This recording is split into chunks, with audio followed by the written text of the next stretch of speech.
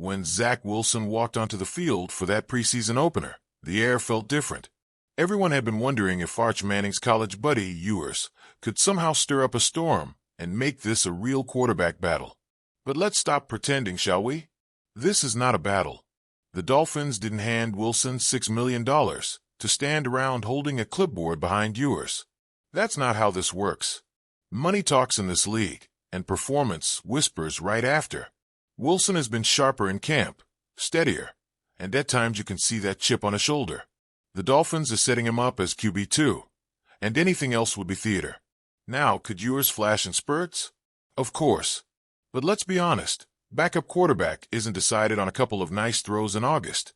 It's decided on who the coaching staff trusts when everything collapses in Week 9 on a cold night in Buffalo. And right now, trust leans Wilson. And then comes the ever-looming question of expectations. Dolphins fans don't bet lightly, but they do bet with hope. Over 7.5 wins. What do you think? There's history staring us in the face.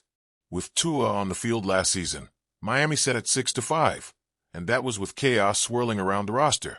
Go back further, and you'll notice this team hasn't dropped below 7 wins since 2019, when everything was being torn down. So if you're asking whether the Dolphins can stumble below 8 wins, you're asking whether this roster is worse than a tanking squad. That doesn't sit right. The team is flawed, yes, but to expect collapse is to ignore the resilience baked into this franchise lately. Now, the harder questions come when you start choosing where the cracks run deepest. Offensive line depth or cornerback depth, where's the bleeding worse? You can dance around it, but the truth is simple. Both matter, both are thin, and both can break games open in the wrong direction. It's the nightmare scenario. An offensive line folding in December when defenses crank up the heat. A secondary getting torched in joint practices, which already happened against Detroit. Which one hurts more? Maybe that depends on whether Tua stays upright long enough for the corners to even get tested. Speaking of those corners, fans saw what the Lions receivers did to this secondary in practice. It wasn't pretty, but maybe it's too easy to panic here. Detroit is a top 5 offense, maybe even higher, and you're supposed to look bad against teams like that when you're still shuffling personnel and trying to iron out communication. So should the Dolphins bring in reinforcements before the season starts? There's chatter, there's speculation, but there's also reality. The front office might just ride with what they've got and pray it holds. That's not comforting, but sometimes that's how this league works. You bet on what you already built and hope for the best. Training camp itself tells stories beyond depth charts. Detroit, Chicago, Miami, the atmospheres don't feel the same. In South Florida, things have a more laid-back vibe. Media sitting comfortably in the stands with wide-open views. It's structured, controlled, maybe too calm at times. Then you go north, and the joint practices crackle differently. Crowds erupt. Intensity feels like it's boiling over.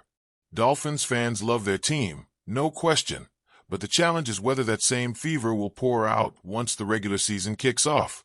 Can Hard Rock Stadium mimic that edge? Or is this just preseason illusion?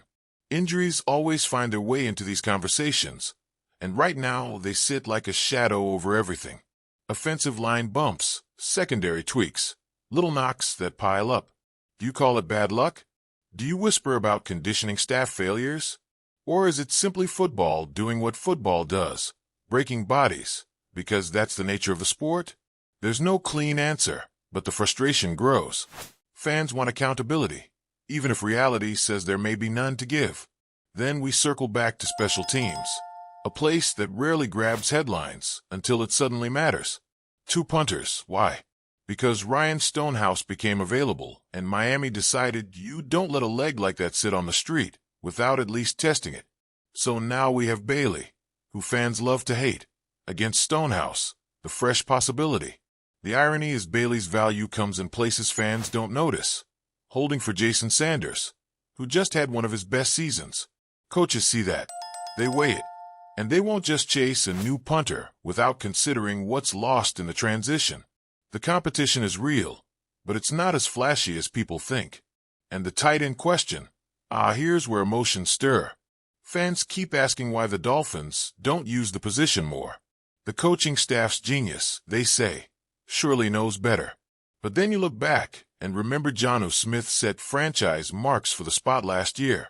Numbers on paper, yes. But was that actually good for the offense? Some would argue no, that the flow suffered when tight ends became a focal point instead of a complement. So is it neglect or is it design? That's the tension that lingers. Jedrick Will's name floated around too, but reality slapped that down quickly. Word is he's not planning to play in 2025 at all. Knee issues forcing him to step away and fully recover. That ends that debate. Sometimes the simplest explanation is the one no one wants to hear.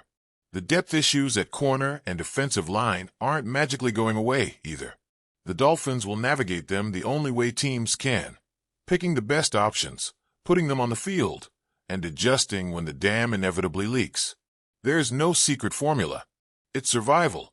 Rules don't make headlines until they do, and injured reserve remains one of those undercurrents that fans only think about when a key player lands on it.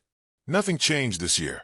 Place a guy on IR before the cut down to 53, and he's done for the season unless you play with injury settlements and loopholes. After cutdown, you can bring some back, but the number is limited. It's a chess game coaches and GMs play in the shadows, while fans scream about depth charts. Some longtime fans see through all of it. They've watched this team for decades, lived through highs and crushing lows. They ask the bigger questions.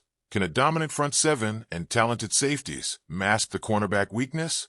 The pass rush can cover up plenty, yes. It can make quarterbacks rush throws. It can tilt games. But no pass rush lives forever. Eventually, quarterbacks find a pocket, and when they do, the corners will be left standing alone. They must hold their ground. That's the part that gnaws at everyone. There's no escaping the truth that they'll be tested, over and over, and surprises always emerge from camp. D. Eskridge, Derek McClendon, names many didn't circle at first, but now they're knocking loudly on the 53-man door. Eskridge in particular feels like a player clawing for relevance, showing flashes that demand attention. Every year a few rise like this, and every year coaches have to decide if flashes translate to Sundays. The preseason is not about final answers, though. It's about glimpses, about questions without clean resolutions. Wilson looking like QB2, but fans still whispering about Ewers. The offensive line shuffling, corners stumbling, yet hope lingering that once the lights come on for real, the story changes.